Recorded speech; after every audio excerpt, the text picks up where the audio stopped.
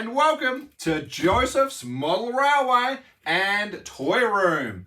Thank you so much for joining me. As always, a little bit of housekeeping. You don't need to like, follow, or subscribe.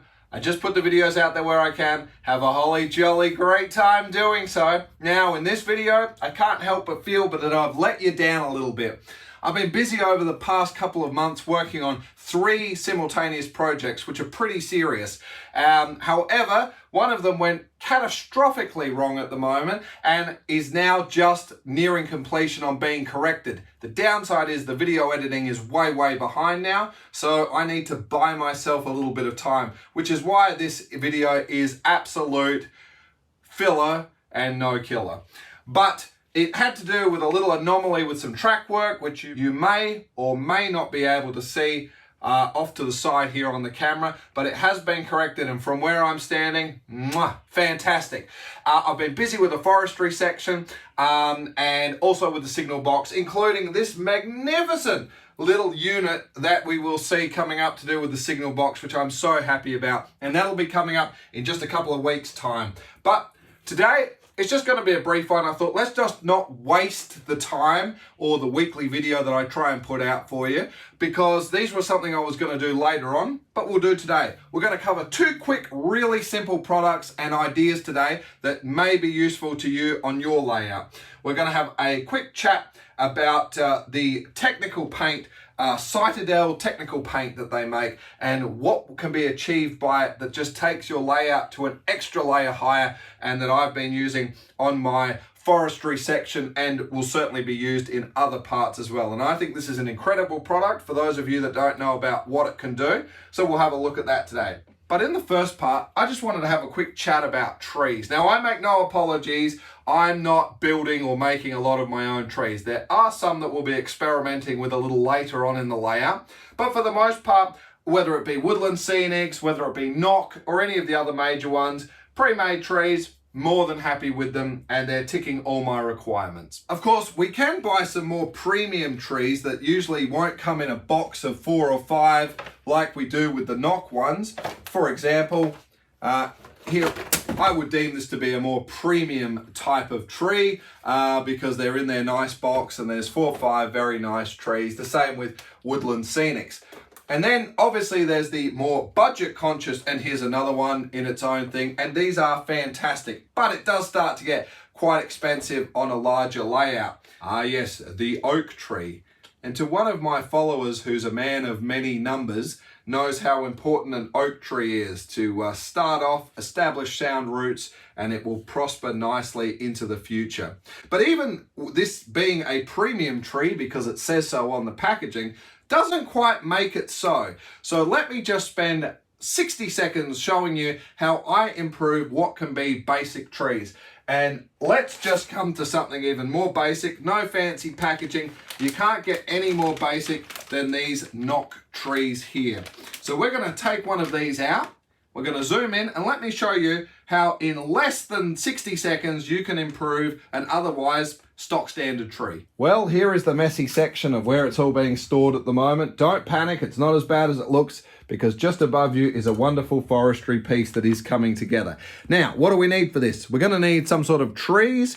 We're going to need a spray adhesive, I would recommend.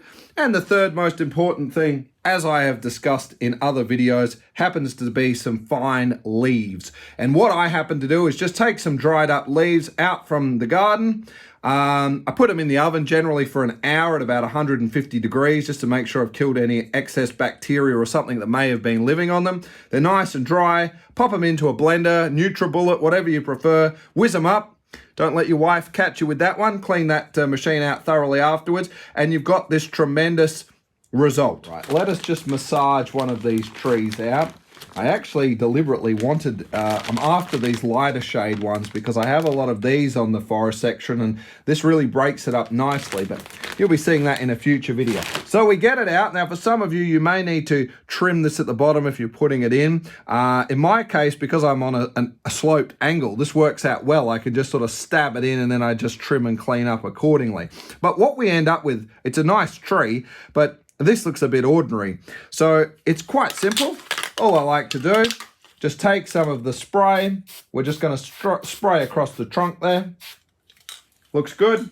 We'll just take a handful of our fine leaves. I usually do it so I'm holding it over it to recycle the leaves, but just for the sake of the demonstration, I'll just have to let these ones go into the box. Rotate it around, sprinkle, sprinkle, sprinkle. I could have got a little more spray up in that top bit there, I think. In fact, that is what we're going to do. Sorry, that's probably going to blow our 30 seconds out of the window. Now, you could just use anything. You don't have to use the spray. I just find the spray is quite good because it's very tacky and you don't have to wait and things won't move once it goes in. Again, the bottoms will get buried in my case, so I'm not really too worried about doing that. But once we give it a moment to dry there, you can see we really have got a fantastic result. Right, let's get a little bit of a background for you to have a look at. And here we go. Let's get them in nice and close. So here's our before and here's our after. And I think that looks absolutely fantastic. It also gives a bit of body to the base as well, so it looks a little more proportional to the rest of the tree. So that's pretty much all I wanted to show you with that. And that's what I've been doing, just to add a little bit of personalization to my trees, and I think that looks fantastic. Of course, that glue is still a little bit wet and it'll dry accordingly, but again, you're not looking at it generally this close. We're coming back a bit. So something to consider there if you want to add a little personalization to your trees on the cheap. So as you can see by this picture, I took different grades. Now, the thicker that you do apply this type of paint, you will notice the deeper the cracks are going to be. But it's a bit of a juggling act here on how far you want them to go. Now, I selected option number 3, where I did go reasonably heavy on here. And let's just have a look, section of middle of the road I'm working on in the forestry part as we swing in now. Let's get you zoomed in nice and close. And you can see the result is absolutely fantastic. I still need to clean it up. I know it's a little bit grubby and some things. We're still planting trees at the moment, but you can see what we're getting up to. We just take you up to basically what would be the side of a road here. And you can see where I've sort of worked the rut, where there's still a little bit of moisture being held in the ground and it's splitting up. Now, I really think just brushing some of this on can really create such a great effect. So for a little pot of paint for a few dollars, if you're just looking to heighten sections up, get some natural cracks and things happening on a building or something like that, Citadel Technical Paints, please do check them out. And the one that I've been using for my application has been the Citadel color Technical Agrellan Earth has been the color that I've been using. What I really love about their particular paint pots as well is if we just flip it open at the moment, again, we don't need to bust a little tin open like we do with others. It has this wonderful little situation here where you can just dip straight in from there and you won't be leaving any residue around the rest of the container. And I think that's just a great idea for anyone that does modeling like most of us do. That goes a long way, great ideas like that. And for me, just like the Vallejo paints, I'm much quicker to reach for them and mix them up as I need, as opposed to having to twist open the Tamiyas and that, where it can start getting a little bit ordinary after a while. Well, girls and boys, ladies and gentlemen, as always, that's now going to conclude yet another video. And what a strategic place to finish on. I happen to be standing in just the right place. Maybe you can see a bit of forestry far off there if you zoom in carefully. Maybe there's something going on behind me. Who knows? But don't distress, because it's all coming up shortly in another video. So yes, there have been challenges, as I mentioned. And of course, the biggest thing with correcting them is it takes time. We need to make the change we need to do. First layer of scenery, overnight to let it dry. Next layer of scenery, overnight to dry. So everything that had already been done needed to all happen again from the beginning. But the great news is it's all corrected now. Thank you, as always, for joining me. I look forward to seeing you on the next one. Stay safe. Toodles!